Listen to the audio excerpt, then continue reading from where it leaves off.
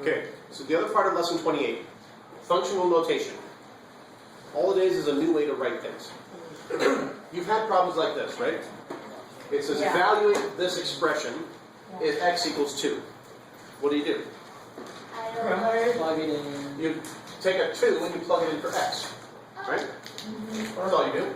You get 2 times 2 squared minus 3 times 2. Right? And so that'd be 2 times 2 squared is 4, 3 times 2 is 6, and following your order of operations, you do your in parentheses first. 4 minus 6 is negative 2, 2 times negative 2 is negative 4. Right? You've done that. Yeah. I could also have said, let's say I took this exact same thing, and I said that y equals this.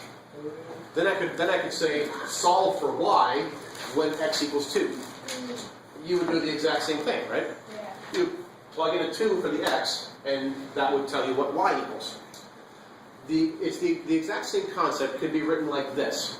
Functional notation is where it looks like this. The only thing that's new is how to write this part of it. And what we've done is instead of using a new letter, a new variable called y, what we're saying we're calling this whole thing f, function f. And we are plugging in, we are taking an x, and we are doing function f to the x. Right? This just tells us what we're doing to this tells us what we're doing to x. Oh. So we do the exact same thing. All we're doing is plugging in something. So if I say that if I call this function f of x, where f is just the name of the function. Name of the function is f. So function f. And then my instructions could be find the f of 2. That's how we read this. F of 2. And this here I would say this as f of x. F of x is or equals x times, etc., etc. I would read this as f of x. Then my instructions could be find the f of 2. Yeah. So instead of an x, I want a 2 everywhere. So I color-coded it differently here. If function f of x means do this to the x, then if I say find the f of 2, all that means is plug in a 2 everywhere that there was an x. And then you solve. And then you evaluate. Okay, and then whatever you get is your answer. And whatever you get is the answer. Yes. Okay, that makes sense. That's all there is to it.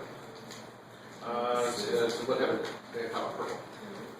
And so it's doing the exact same thing. So I've got the 2 squared is 4, minus 3 times 2 is 6. Parentheses first, 4 minus 6 is negative 2 times 2, and we get negative 4. My answer is 4. So I can say that the f of 2 equals negative 4. Looks fancy, but you're not doing anything new.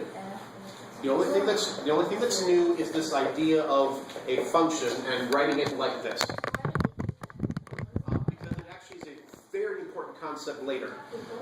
You guys are learning this way of writing it in Algebra 1. It's pretty easy at this point. In years past, in Algebra 3, I'm trying to get across the idea of this function notation, and students have the hardest time with it, and I do not know why. All you do is plug stuff in. So, yeah. So that's how we read it. F of x means do this, and so if I want to know what the f of 2 is, all I'm doing is plugging this in for x in here. And that's all. Then you just evaluate and see what it comes out to. That's all there is to it. Short video.